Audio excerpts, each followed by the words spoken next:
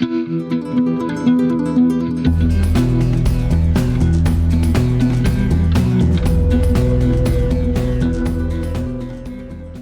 was watching this video. I was actually watching a few videos on Asmongold's channel.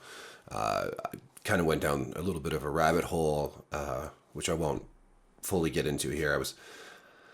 But I was watching a couple of his videos, and one of them he was reacting to another video where a guy had made this sort of video essay on how streamers and esports have made games less fun. They've sort of robbed the fun out of video games. And partly the argument there was just that because everybody wants to stream, everyone wants to make money, everyone wants just to be as sweaty and show off as much as possible, that hurts gaming, that just takes the fun out of the idea of like, I'm just going to go chill with my friends, play some games for fun, and have a good time. Because now everybody wants to, make videos about it and stream and get a big following and make a lot of money, and it sort of takes that... It sort of turns kind of like everybody wants to be a celebrity, everybody wants to be a star, but now it does that with hobby rather than just an attempt to, become a movie star or something. Now, when you play games, when you do this thing that you're supposed to just do for the love of it, now you're doing it in order to make money, now you're doing it in order to gain fame, and so forth. And I was thinking about this because, I play a lot of Call of Duty, and the community in Call of Duty always complains about SBMM a lot. I tend to not really think it's that big of a deal. I guess I am the lone person in the whole world who doesn't find it that big of a deal. Because I don't know, I find competition fun, and I like having close matches. So I find that, for the most part, it doesn't affect me in a way that makes me have less fun. I still have a lot of fun in matches, lose, win, close call, whatever. I think things tend to feel pretty even. And I know there's problems with SBMM and EOMM and all these other things. I know that it could be handled better, and we could rely more on ping and so on and so forth. But I don't really have a problem with it that much. But I definitely notice that people are... and partly this is just people have gotten, been playing these games for so long, they're going to be sweatier. It's just natural that as a series like Call of Duty lasts for 2 decades, effectively, you're going to have more people that have gained a great deal of skill. So that even, and then you're going to have a lot of people coming in and they're just tryhards. Absolutely. You have a lot of younger people coming in and they really want to make a name for themselves, and it's really, really competitive and hard to do. And that leads to people cheating, and cheating in a multiplayer game has always struck me as the strangest thing, because if you're just here to have fun and improve and get good, cheating is the antithesis of all of that. Although I guess for some people cheating is fun. This all sort of made me think of, why do games feel less fun? Not just playing games, but the whole act of being a part of the gaming community, being part of the conversation around games. For me, for a long time now, it has felt almost burdensome rather than fun. This is one of the reasons why I've moved more and more towards television. Not that there aren't crazy fandoms and culture war shit going on over in television, but in video games, it just gets, for whatever reason, it feels more oppressive to me. And I feel like this comes from multiple sides of the culture war and the political equation. It's really easy to just pick a side and say, oh, those damn cultural Marxists and SJWs, they're ruining gaming. But I really, this is one reason why I've used the term outrage warrior a lot in the past, is that I feel like it's not so much necessarily which side you're on, although there are a lot of very annoying, SJWs or woke or whatever you want to call them. There are a lot of very annoying bullies and people on that side of the aisle. There are also a lot of people on the other side of the aisle that I find just as ludicrous and ridiculous, who also seem to just traffic in outrage. And so we get a situation like with Stellar Blade, which, by the way, I think is a really, really fun game. I think Stellar Blade is so much fun. It's like a game that we haven't had in quite a long time. We've maybe never had it, but it reminds me so much of something like Devil May Cry, but with more of a Souls bent to it. It's a very love child of Devil May Cry and Dark Souls, which is interesting because we also have recently No Rest for the Wicked, which I thought I was going to like a lot more, but which just has a lot of problems. But it's very much a love child of Diablo and Dark Souls. But I'll do something else about No Rest for the Wicked, because when it comes to Stellar Blade, I think that the thing that really strikes me about that game is that it is just a lot of fun. It's well made. It runs well. It's not. Maybe I missed the bugs or something, but it didn't seem buggy in the demo, and it isn't buggy in the main release. It's just fun. And it's so rare for me. I mean, there's lots of great games, don't get me wrong, but a lot of them seem to require a lot of time, a lot of investment of time, or I have to, like something like Helldivers 2, which I do enjoy, requires you to be online playing co-op with people. And if you don't have friends that play it, then it becomes kind of a drag for me personally. I like single player games, and I like the fact that Stellar Blade is just this fun single player game that has kind of older school sensibilities, like Eve. Eve is the main character, has become at the nexus of this culture war debate, where some, especially in the gaming press, some people criticized her as being, just something for the male gaze, right? Similar stuff to what we heard about Bayonetta back in the day, and plenty of other female characters that are, exaggeratedly, sexy and hot. And, Eve is, she wears skin tight, futuristic outfits. Some of them are very revealing. Some of them, even if they're not revealing, are just so skin tight that, of course, every curve and every inch of her body is very much on display. So this was criticized because, of course, for the longest time now, since I've been writing about or making videos about video games, there have been a contingent who criticizes this thing. It's very reminiscent of the old, Christian, conservative, moral majority type criticisms of Hollywood and video games back in the day, but now it's coming from the left. And then, because there were some changes made to the game with the day one patch that changed a couple outfits, there's been a huge reaction about censorship, and I'm sure a lot of people that watch this channel were upset by this, and this idea that Sony is censoring the game and forcing the developers at Shift Up to change these outfits to have less cleavage and so on and so forth. And I don't know, I can only go on what people have said, and the developer at Shift, the developer has said that this is how they wanted the outfits. This was the update they intended to have. This is not Sony. I don't know. But it's very, very, very fun and profitable, I suppose, to make a big deal out of this if you're an influencer. So influencers sort of thrive on this metagame. Let's call it a metagame, the outrage game. If you are outraged by something and it's controversial, you are probably going to get clicks. You are probably going to generate traffic and attention, especially if you can get, get into a fight with somebody. So you've got these journalists on the one side, like Alyssa Mercante at Kotaku, and I think it was IGN France, and you have articles like Mercante wrote this article about how Hades 2 has the right kind of sexy, whereas Eve from Stellar Blade is the wrong kind of sexy, and it's just this very sort of it's so abstract in a way. Like they have an argument for why the characters in Hades are horny for each other, and so they have agency, and that it sort of creates they're not just something to ogle, whereas Eve is unaware of her hotness, and so she's just this sex doll for you to enjoy. And then on the the other side, you've got people like Grums on Twitter, Mark Kern, who started this whole like free Stellar Blade movement, and it's all it's being censored, and this is all just this overlay. This is this game on top of a game, this meta game, the outrage game, where it's clearly more fun for all of these people to make a big deal out of these issues than it is to actually play the games or write about why the games work versus, or even, make your own games, whatever. It's more fun to play the outrage game and to get your followers riled up and to get everyone riled up, and then they all play this game with you. And it's a multiplayer competitive game, right? Yeah, we played against each other on Twitter and Facebook and Reddit and everywhere else we can go, because it's very, very, very, very fun. Schadenfreude is fun.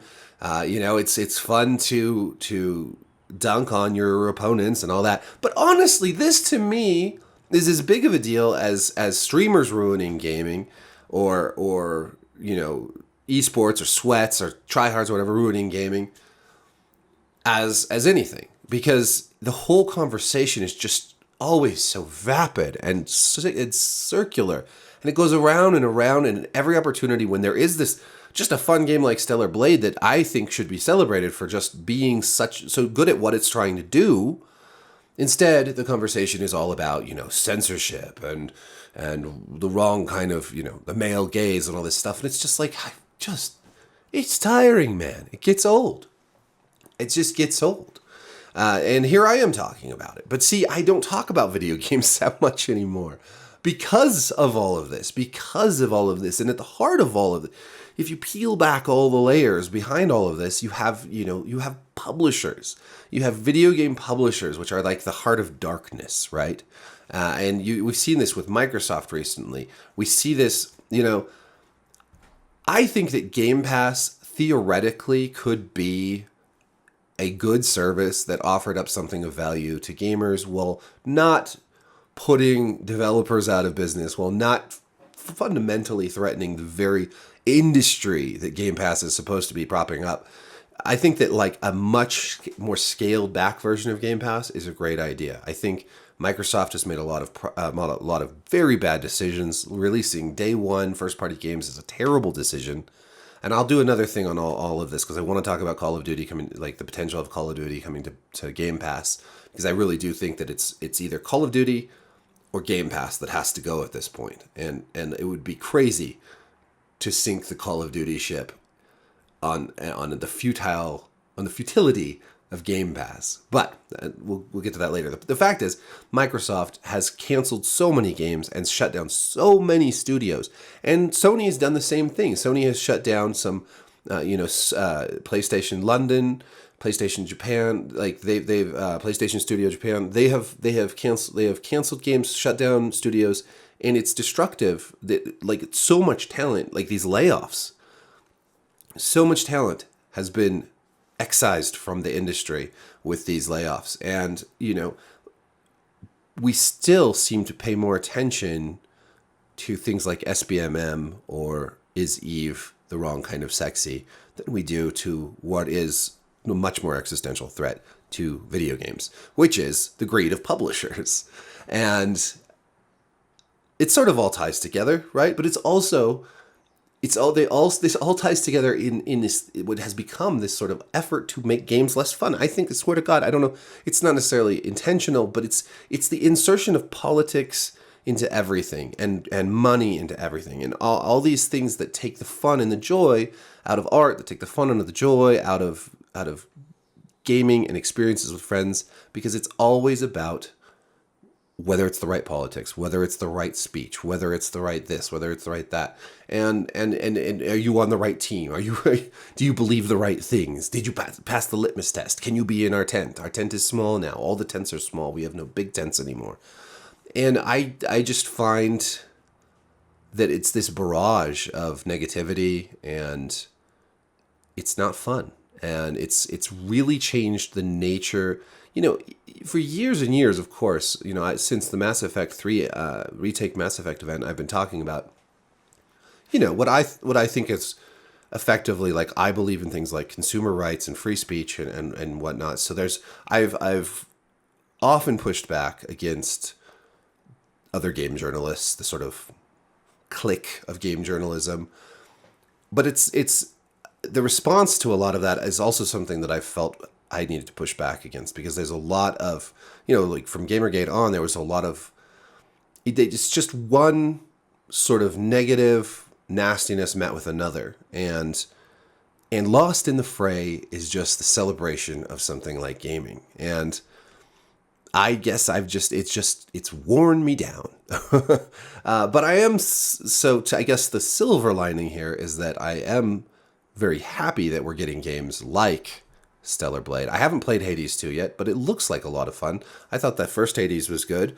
I'm not a huge roguelite fan, though. I'm not going to lie. That's not my favorite genre. I I like more straightforward single-player action-adventure games or action RPGs, things like that. Dark Souls, obviously, one of my favorite games ever. Elden Ring, really loved that.